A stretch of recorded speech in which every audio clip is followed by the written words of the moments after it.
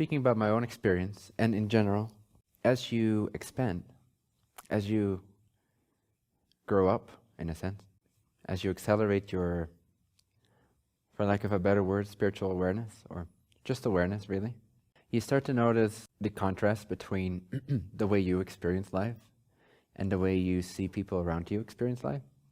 That contrast just becomes a little bigger. Unless you, obviously, as you raise your frequency, for lack of a better word, you will also attract a different crowd. You will attract different people as your closest circle. So in that sense, the contrast sort of stays similar. But if you then step out of your bubble for a second, and by bubble I mean your most immediate family or friends, then suddenly you are reminded of the contrast. You are hit in the face with how other people live life, how they see things. So you are faced with how people live their everyday lives, how they view themselves, how they experience life.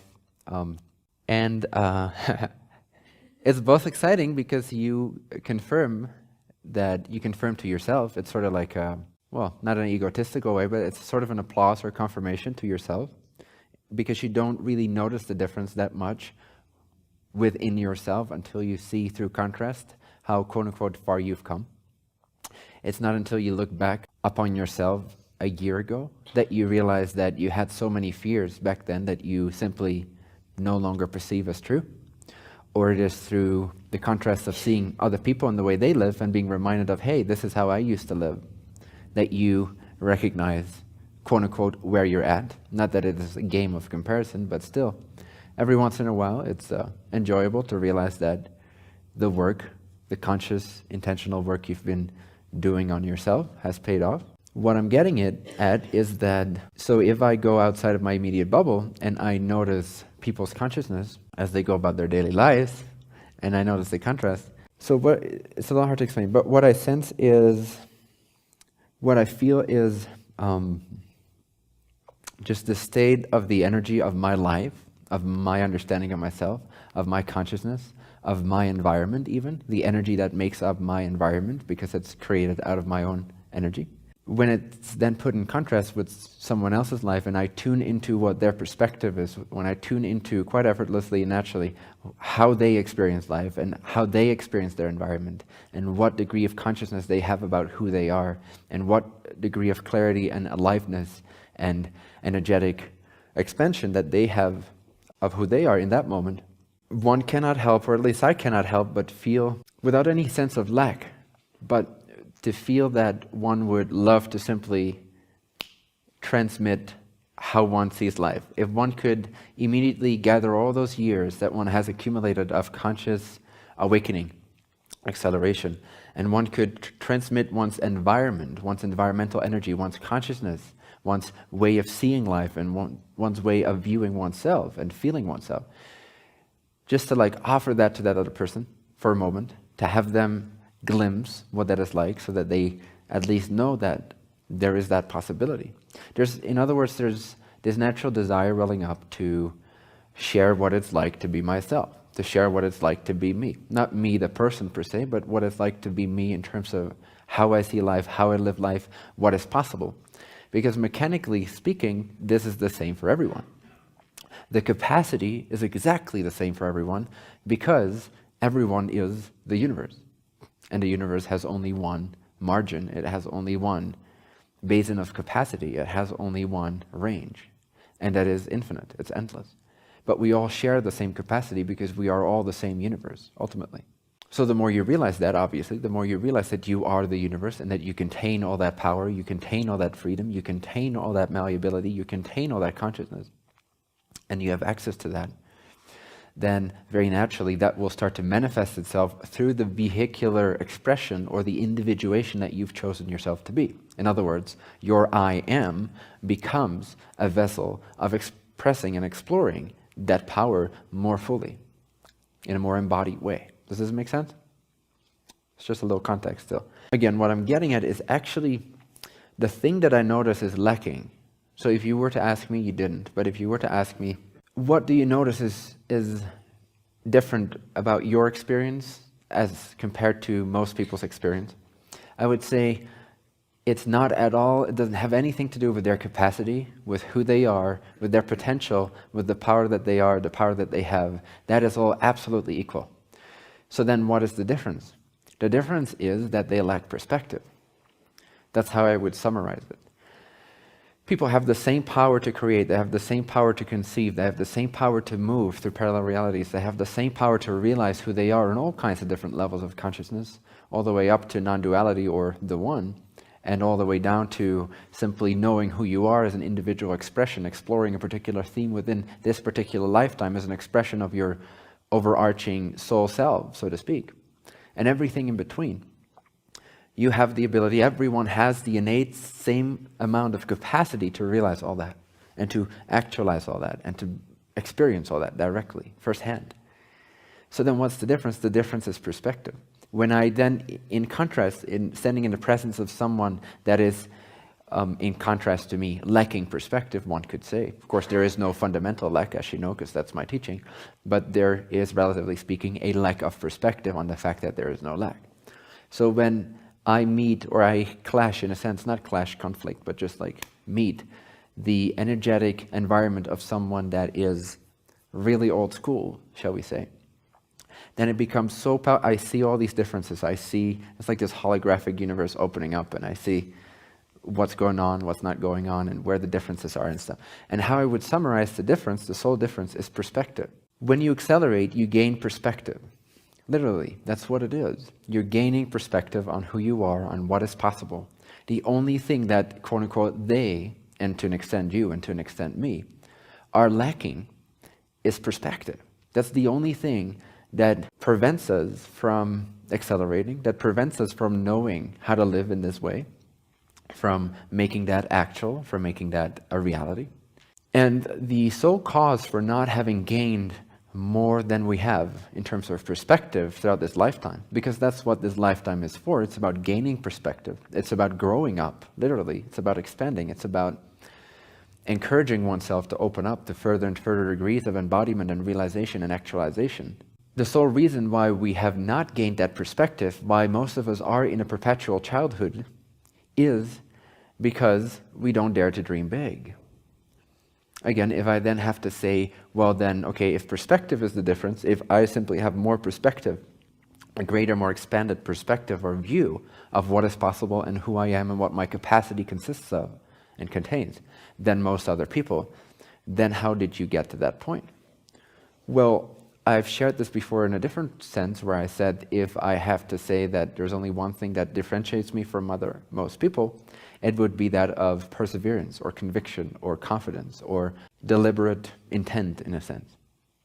Ever since I was a child, I've always been very intentful. I've always been very convinced. I've always been, in another way of saying this is prioritize what's actually important and leave by the wayside. Don't be too distracted by things that are not actually crucially important. So that all of your capacity, all of your RAM memory is dedicated, is committed to exploring and expressing and downloading and embodying and creating more of that, unfolding and opening up to more of that, which is your capacity. So I've always felt like, in a sense, one of those automatic drills. I just never kept stopping. Just keep on going, keep on going, keep on going, deeper, deeper, deeper. Don't wait, don't stop, don't be distracted. Keep on going, keep on going, keep on going. Even if you think your life presently is unworthy of love, unworthy of joy, or you're simply not capable of it, or things are not showing up, doesn't matter. Ignore all that. Just keep on going, keep on going, keep on going. That perseverance, that dedication, that prioritization of what's most important, of what leads to actual great benefit and happiness at the expense of sometimes seemingly more transient or temporary pleasures or distractions. But simply to know that if you keep going past the superficial distractions of your own thoughts, of your own doubts, of your own, yeah, but what about this? Oh, it's going to take a long time. If at the expense of all that, you simply keep on going, you simply keep on believing in yourself, you simply keep on digging, and know that you will figure it out. Know that you will find the answers that you're looking for. Know that you are able to embody the things you wish to embody. If you maintain that clarity of focus, that clarity of commitment, you will find the answers you're looking for. You can apply this to dreaming big. So another way of sharing the same thing is that I've never been afraid to dream big. I've never allowed myself to to condense myself, to become smaller than I know that I can be. I've never allowed myself to believe in any doubts that came up. I'm not saying I was never doubtful or that I never have doubts come up, but I'm saying I won't allow myself to rest on those plateaus and take that as the final answer. I'm very diligent, very dedicated to go through all these layers of doubts, because I know in my heart, and I know that you all know in your heart, that the ultimate answer, the absolute state of being is available. It's out there. And since out there is really in here, it's inside of you. It's accessible. It's available now. If you keep that intention, because intention and attention, they tune into the reality that you wish to bring into your active experience. Every state of being that ever existed, ever will exist, already does exist, and is already experienced on some level of your consciousness. But if you wish to make that active, if you wish for that to become your present view, you have to be somewhat diligent, you have to have faith, and you have to keep your eye on the ball. You have to not necessarily stay focused all the time. It's not necessarily focus in the traditional sense. It's more like an anchoring yourself in what you know to be true, so that you won't be swayed by doubtful thoughts. That's really all it is. It doesn't mean you have to be always in a state of concentration. That's not necessarily what I mean. There are those periods, but what I mean is that the underlying dedication is to knowing that you will find out, knowing that you will make it manifest, knowing that if you have a dream, it will somehow come true. Doesn't matter how long it takes, doesn't matter what challenges come up, doesn't matter what seeming lack or gaps are created in between here and where you feel you genuinely want to be. You don't give up on that perspective, because then you will literally lose perspective and you'll stop growing up. So you need to maintain the perspective of that which is important to you, that which feels truer to you and more transcendently true than everything else that simply appears and disappears, appears and disappears, appears and disappears. Whether that's simply a state of self-realization, a state of self-actualization, or whether it's actually a manifest dream that you wish to actually enter into and make yours, make your experience, or all of the above simultaneously. Whatever your perspective is, you need to maintain that perspective. You need to believe more in that perspective than anything else. You need to dare to, in that sense, dream big. Because if you don't, again, you'll lose that perspective, and you won't be gaining perspective. And you'll be living a way more miserable life than you ought to be living, than you are worthy of, than you are capable of. And then before you know it, if you gain more and more perspective on what is possible for you, which only is achieved if you know that you can dream big, if you know that you can make it happen, whatever that it might be for you. It doesn't matter at all. It can be to grow bananas, but it can also be to realize oneness. It can be anything, doesn't matter. As long as something resonates for you and you keep that in your perspective, you know that you can achieve that, for lack of a better word. You can embody that. You can download that into your present view of reality. And you hold on to that. That is the process that will confirm to you that there are no obstacles, that there is no lack, that you can dream big, that you do contain the universe, that all means that you need to fulfill your desires are present. You will not confirm these things to yourself if you lose perspective, if you lose sight of what we could collectively call, or generally call, your dreams. So you have to dream big in that sense. You will not grow up. You will not gain in your spiritual awareness. And again, we can omit the word spiritual because it's a man-made concept. We can simply call it awareness. But you will not gain in your awareness, in your perspective of yourself. You will not expand your perspective, and therefore not make active that which you are capable of already right now as you're sitting here listening to me. If you don't confirm that to yourself, if you don't put it through the test and put it to the test and put it to the joy of making it physical to whatever extent that is possible or relevant for you. What do I mean by that? I mean that many of us are dreamers, but simply suppress that to a great extent to where it has become such a distant kind of every once in a while occurring dream state in the non-physical, where it's just a vague mental sense. But how many people are really clear on what it is they desire, who it is that they are, what it is that they are here to do and perform and be the embodiment of, the energy of? Not many people do. They do, but they don't know that they do, because they've overladen it with all kinds of thoughts, all kinds of perspectives that have actually lost their overall main perspective. So if you accumulate too many perspectives, you lose sight of your own perspective. So you need to maintain your own perspective at the expense of all other perspectives so that you can actually gain perspective on who you are and what you are capable of. And again, you need to put that to the test. You need to live this. You need to make the non-physical as you can get it. Because that's why you're here, you see. And that's why it's fun to be here. If you don't do that, it's not fun to be here, period. And everyone concurs, whether you know it or not. It's not fun to be here if you don't do what you came here to do, which is to bring your non-physical self into physicality, to find representations for your non-physical true self in physicality, in the physical illusion of consciousness, to the best of your ability. Now, every time you manifest a portion of yourself, because that's all that manifestation and law of attraction and living your dreams is about, it's simply about creating physical counterparts to the true self, the true you that already exists. How do you do that? You do that by staying true to the non-physical self that you are while you're being faced with the physical randomness around you. So you stay true to who you know yourself to be, non-physically. And what do I mean by non-physically? Well, anything that's not physically visible yet. But you are going to make that more and more physically visible. So ask yourself, is my environment a reflection of my true self? If your environment is kind of not very joyful, then that's a clear indication of your perspectives not actually being in alignment with your perspective. You've accumulated too many perspectives, and perspectives generate your physical reality. It generates the energy into what we call matter, which really isn't matter. It's still energy, it's still light, just in a particular pattern, collapsed onto itself until it's seemingly dense that we could call it physical, but it's still nothing but light. Love light, to be more exact. So, if your life is not a representation of who you know yourself to be deep down, then you must have accumulated on top of who you know yourself to be deep down several things, several ideas, beliefs that are not yours to begin with, other people's perspectives, which are neutrally offered to you so that you can pick. Even as a child, it's up to you to pick them or not. Many people don't realize this, but it is.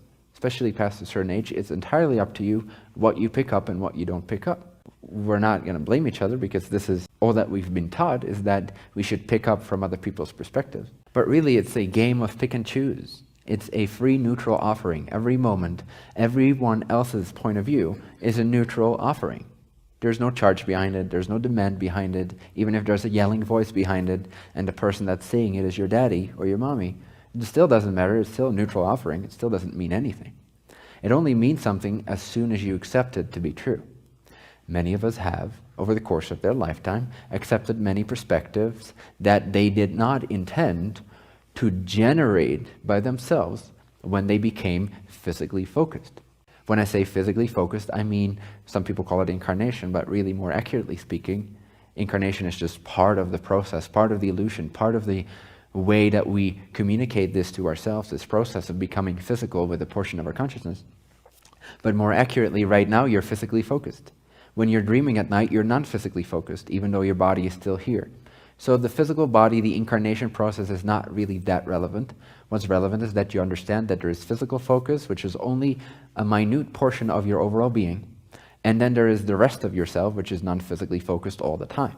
Now, to channel that non-physical focus, to become a conduit, to become an empty crystalline crystal vessel for that love light of your higher self to come through and to make itself manifest, to attract the representations in the physical portion of consciousness that are a clear reflection of that true heart, higher self energy that you actually are, is what you came here to be. It's what you came here to do. That's how you intended to play around, to have fun, actually, believe it or not. And also to be of service in many ways, both conscious and unconscious, both deliberate and seemingly random. But you came here as well to play, to learn yourself from your own play, from your own creation. And to create, you came here to create, to confirm to yourself your power in physicality. So rest assured, you will always remain non-physical. And when you die, you will become, once again, completely non-physically focused. You will merge back with those non-physical layers of your consciousness, which are already non-physically present right now, and which are not bothered by the physical illusion of separation and lack and communication and other people's perspectives. So when you die, in a sense, you will wake up into the purity, the clarity of your higher self being. So rest assured, you'll go there anyway. You don't have to worry about not wanting to be here, even though sometimes you may not want to be here. But then what is left to do, knowing that you are already mainly non-physically focused anyway as a being, as a consciousness? what to do here with the time that you have given to yourself, with this creation. Play, have fun, dream big. Because if you don't dream big, you will not gain perspective. If you won't gain perspective, you won't gain happiness. You will keep yourself small. You will keep your reality dulled down. You will not be as much of service as you otherwise would have been or could have enjoyed being. You're always being of service, whether you know it or not. But you can enjoy that process so much more if you infuse it with aliveness, with awakeness, with consciousness, with deliberate intent. So you have to bring who you truly are into physicality. You have to manifest it. You don't have to, but that's why you're here. You have to make it real on this level too, as much as you can. Because that's where the joy, that's where the play comes in.